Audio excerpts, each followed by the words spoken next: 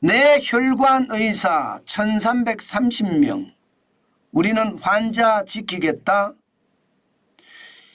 야, 지금 의료 파행이 벌어지면서요. 의사 쪽에서 처음으로 말입니다. 죄송합니다. 이런 표현 쓰겠습니다. 그냥 의사다운 그런 성명이 하나 발표가 된 것 같습니다. 저는 정부의 정책이 부당하면 저항을 하는 건 맞아요. 저는 거기까지는 인정합니다. 그런데 그것을 말입니다. 국민의 생명을 담보로 나의 책임을 다하지 않는 것, 이것은 최악이라고 생각을 하거든요. 극단적인 방식이잖아요. 국민들이 죽어나가도 상관없다는 건가요? 사실 의사들에게는 국민의 건강을 지켜야 될 저는 공공 의무가 있다고 생각을 하거든요. 그런데 의사들이 환자를 내팽개친다. 저는 이거 굉장히 충격같이 받아들이고 있거든요. 게다가 대학 의대죠. 의대 교수님들이 제자를 지키겠다면서 사직서를 제출하겠다고 이야기까지 합니다. 저는 그런 것을 보면서요. 제자는 중요하고 제자는 지켜야 되는데 국민은 안중에도 없다는 뜻인가요? 돈을 주는 사람, 돈을 지불하는 사람은 국민입니다. 그런데 국민에 대한 의무는 다하지 않으면서 스승에 대한 의무는 다하겠다고요? 글쎄요. 저는 그 자체는 우물 안에 개구리 같은 발상이다. 저는 그렇게 생각합니다. 물론 말입니다. 정부가 잘했다는 게 아니에요. 정부도 너무 뜬금없이 강력하게 지금 밀어붙이는 것도 문제라고 저는 생각을 합니다. 그렇지만 누군가는요. 원칙을 지키면서 계속해서 쌓아나가는 것, 저는 이것도 굉장히 중요하다고 생각하거든요. 그런 차원에서 보면 내 혈관 의사들 우리는 환자를 지키면서 싸우겠다. 저는 그 말에 큰 공감을 하게 됐습니다. 실질적으로 뭐라고 했는지 보세요. 대한뇌혈관외과학회하고요. 대한뇌혈관뇌치료의학회 여기에 소속된 의사분들이 1330명입니다. 이들은요. 조속하고 합리적 해결이 될 때까지 저희는 병원을 지키겠다 이렇게 이야기를 했습니다. 어떻게 생각하니까 이 말 자체가 당연한 건데 울컥해요. 당연한 건데 울컥합니다. 그만큼 말입니다. 저는 슈바이츠고 뭐고 그런 이야기 할 생각도 없습니다. 국민이 말입니다. 지금 죽어나가는데 이거 제대로 살리겠다고 하는 환자 입장에서 생각하는 의사분들이 저는 그렇게 없었다고 생각을 하니까 제가 울컥했는지도 모르겠어요. 사실 여기 보세요. 인천 세종병원이거든요. 뇌혈관센터에 환자들 보세요. 환자들. 뇌혈관이라는 게 여러분 자칫 잘못하면 뇌졸중이나 아니면 뇌출혈열로 그냥 쓰러져서 가버립니다. 그런데 여기에 계신 분들이 의사로서의 어떤 본연의 의무를 다 한다고 이야기하니까 마음이 약간은요 부드러워지는 것 같아요. 저는 이분들의 성명서를 보니까 저는 참 가슴이 뭉클하다 이렇게 생각했습니다. 국민에 대해서는 일단 의료 파악에 대한 책임을 지고 죄송합니다. 국민 여러분께는 이 말밖에 할 수가 없다 이렇게 이야기를 시작을 했습니다. 저는 이게 당연한 건데 그냥 제 생각에는 그냥 울컥하더라고요. 게다가 제자인 전공의들에게는요.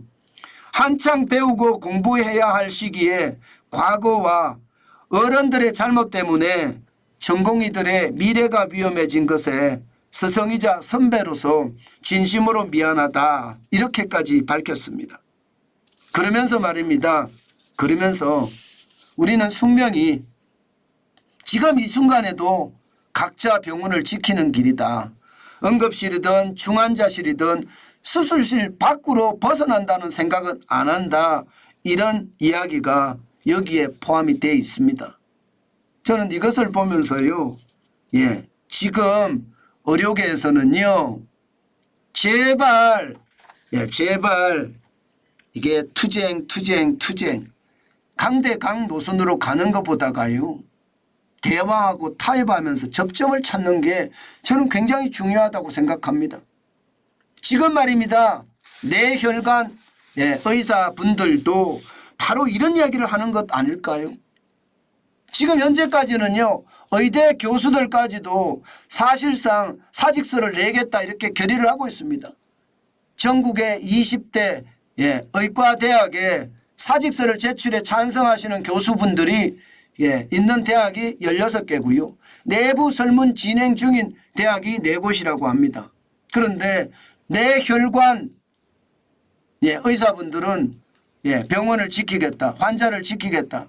참 마음이 어떻게 생각하면 저는 굉장히 따뜻해지는 일이라고 생각을 합니다. 정부의 어떤 상황 물론 지금 3,058명인 의대 정원이 갑작스럽게 2,000명이 늘어난다. 그래서 5,058명이 된다. 저는 뭐 문제가 있을 수도 있다고 생각을 합니다. 그렇지만 여러분 응급실 뺑뺑이를 당해 보신 분들은 이해하실 수 있을 거예요. 수술을 하고자 지방병원에 갔는데 지방병원에서 수술을 못한 경험들 많이 느끼실 거예요. 왜냐하면 의사가 없기 때문에. 응급실 뺑뺑이도 문제고요. 지방병원에 전문의가 적다는 것도 문제고요.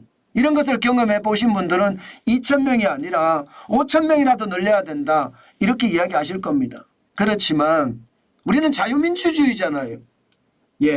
어려우면 의료산업에 종사하는 분들도 있으니까 이게 서로 만나서 대화하고 타협하면 되거든요. 그런데 왜 이렇게까지 가는지 의사협회는 정부는 우리를 이길 수 없다. 저는 이런 말 자체가 웃깁니다. 정부는 우리를 이길 수 없다니요. 정부라는 것은요. 국민이 투표를 통해서 권력을 위임해 줬고요. 권력을 위임받은 정부는 국가를 다스리고 운영하는 겁니다. 그러면 뒤집어서 말하면 의사협회는 국민은 우리를 이길 수 없다 이런 뜻인가요? 그러면 국민을 협박하는 일인데요. 저는 그런 뜻은 아니라고 생각을 합니다. 제발 의사분들도 그렇고요. 정부도 한꺼번에 이렇게 단도직입적으로 들어가는 것보다가 이야기하고 타협하면 저는 길이 있을 거라고 생각을 합니다.